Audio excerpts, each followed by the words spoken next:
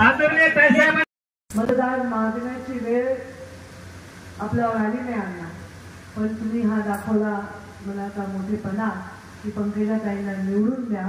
याला आताची परिस्थिती कारण आहे. हात जोडून पाया पडून लोकशाहीमध्ये ते बाकीचे इफेक्ट बदलू नका, एको नको. हात जोडून पाया पडून लोकशाहीमध्ये नम्रपणे मतदान मागितलंच पाहिजे. अरे रावी करून स्वतःचाच मला पहा फुलं वहा करून राजकारण करता येत नाही. मी म्हणजे सर्वे सर्वा असं कधीही कुणाला वाटू शकत नाही. आमच्या प्रधानमंत्री नरेंद्र मोदींना देखील वाटत नाही. जेव्हा त्यांना वाटतं एखादा क्षण येतो तेव्हा ते अगदी गरीब कर्मचारी मजुरांच्या सुद्धा पायांना अभिषेक करून त्यांचे पाय धुवून ते साफ करतात, ते सेवाभाव दाखवतात. जेव्हा त्यांना वाटतं की मी प्रभू रामाची प्रतिष्ठापना करणार आहे, तर प्रभू रामाची प्रतिष्ठापना करण्याचं म्हणजे काय, राज्याभिषेक करताना रामाला जे एखाद्या राजाला पक्ष असतात त्याला काय उपवास काय करावं लागतं ते पवित्र स्वतःला करावं लागतं. तसंच रामाच्या एवढ्या पवित्र प्रतिष्ठापनेसाठी त्यांनी 9 दिवस उपवास केले. पण आज या लोकशाहीमध्ये दादागिरी करून आपल्याला काही मिळवता येत नाही. हात जोडून आणि पायापडूनच मागावं लागतं. कारण महामानव डॉक्टर बाबासाहेब आंबेडकरांनी या माणसापेक्षा मोठा देश आणि देशाला संविधान हे सर्वात प्रथम आणि महत्वाचं ठरवलेलं. मग या निवडणुकीमध्ये तुम्ही कुणाला मत मागताय? तुम्ही मला मत मागताय पंकजा गोपीनाथ मुंडे. मला मत मागण्यासाठी मी तुमच्या समोर उभी आहे, माझ्या पक्षाचे कार्यकर्ते तुमच्या समोर उभे आहेत, नेते उभे आहेत. पण मला मत मागायला काय अडचण आहे तुमच्या समोर? मी प्रत्येकाला विचारते की उमेदवार पसंतीला पडलाय का उमेदवारात काही खोट आहे?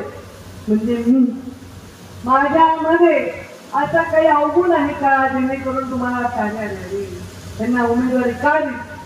वाटतं का असं काही अवगुण आहे, काही अडचण आहे, काही नकारात्मक आहे, कुणाची घोडी काढली, कुणाचं वाईट केलं, कुणाला त्रास दिला, असं काही आहे का? बोला ना.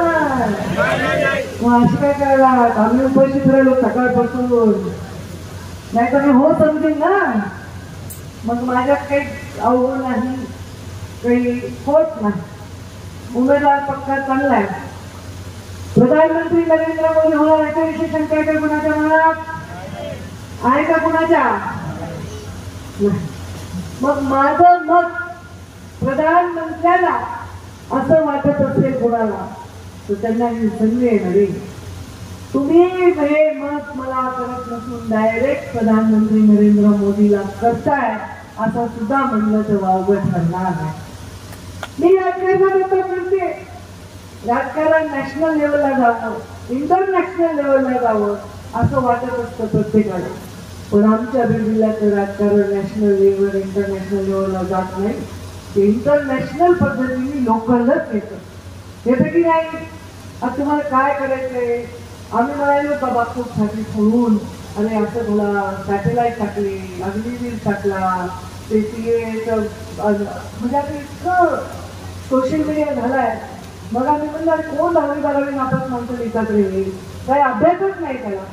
हे अशा पद्धतीने प्रचार करून उपयोग नाही. या जिल्ह्यामध्ये मी तुम्हाला काय देऊ शकते याचा तुम्हाला म्हणून, कारण माणूस एवढा निस्वार्थी झाला नाही, माणूस एवढा मोठा झाला नाही आणि तो एवढा विचार करत नाही की जगाचं काय चाललंय. तो म्हणतो माझं काय. चला मग आपण तुमच्यावर बोलू, आपण बीड जिल्ह्यावर बोलू. मी उमेदवार म्हणून तुम्हाला काय देऊ शकते याच्यावर बोलू. आता समजा तुमच्याकडे एखादी बँक आहे आणि त्या बँकेत तुम्हाला कर्ज द्यायचंय कुणाला, किंवा तुम्हाला कर्ज करायचंय, तुम्ही एक फाईल करता, बरोबर आहे. ती फाईल दिल्यावर तुम्ही ती बँकेत देता आणि बँकेत दिल्यानंतर ते तपासतात तुमचं रेकॉर्ड, बरोबर आहे.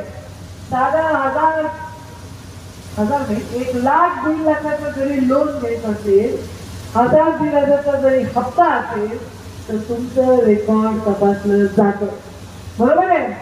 मी तुम्हाला मत मागायला सर्वश्रेष्ठ दान, तर माझं रेकॉर्ड तपासलं जायला पाहिजे की नाही? चला आपण माझं रेकॉर्ड तपासू. काय आहे माझं रेकॉर्ड? मी परळीमध्ये आमदार म्हणून सुरुवात केली. मी बीड जिल्ह्याचे पालकमंत्री झाले. माझं रेकॉर्ड असं आहे की सगळ्यात जास्त या देशामध्ये कोणी जर शौचालय बांधून या माझ्या माय माऊलींना कुटुंबातून मुक्त केलं असेल तर ते महाराष्ट्राचा ग्रामीण विकास विभाग होता. अव्वल दर्जाचं काम झालं. राष्ट्रपती